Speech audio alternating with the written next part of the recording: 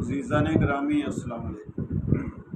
میں ہوں ڈاکٹر آفتاب رنجا اور آپ دیکھ رہے ہیں میرا YouTube channel Pakistan on line.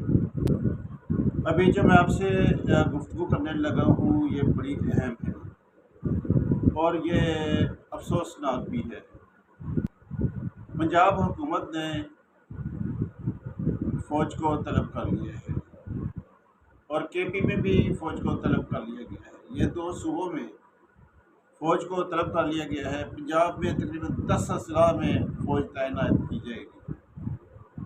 آئینی طور پر کوئی بھی سول حکومت آرٹیکل 245 کے تحت فوج کو طلب کر سکتی ہے تاکہ وہ امن و امان کی صورتحال کو بہتر بنائے، یعنی لا اینڈ آرڈر کو مینٹین کر سکے۔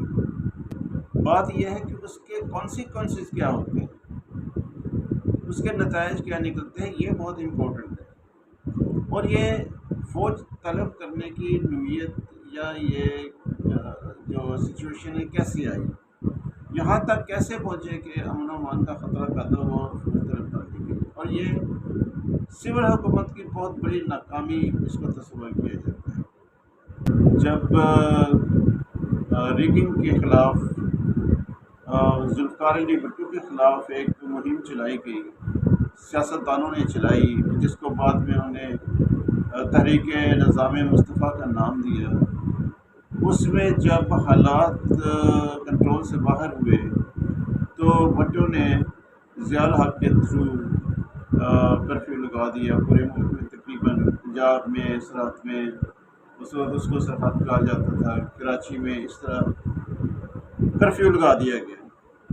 لیکن اس کا یہ نتیجہ نکلا کہ اسی ضیاء الحق نے، جس نے ایک دن پہلے ذوالفقار علی بھٹو کو یہ شورٹی دی تھی کہ پاکستان کی جو پوری آرمی ہے وہ سول حکومت کے ساتھ کھڑی ہے،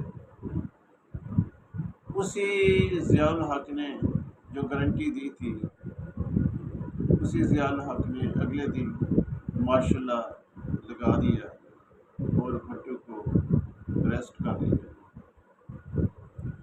تو یہ فوج طلب کرنا آسان کام ہے، افسوسناک کام ہے۔ حکومتوں کے لیے طلب کرنا آسان کام ہے، لیکن ان کے کانسیکوینسز اچھے نہیں ہوتے، کبھی بھی اچھے نہیں ہوتے۔ تو اس وقت جو حکومت ہے اس کو فوج طلب کرنے کی بجائے اس کو پولیٹیکل پروسیس شروع کرنا چاہیے، اس کو نیگوشیٹ کرنا چاہیے، جیسے نیگوشیشن ہو رہی تھی ان کو کرنا چاہیے تھا، اور ایک نیا جو ہے ایشو کھڑا کر دیا، اس کو عمران خان کو اریسٹ کر کے یہ کام کرنے کی بجائے پولیٹیکل پروسیس شروع ہو جاتا۔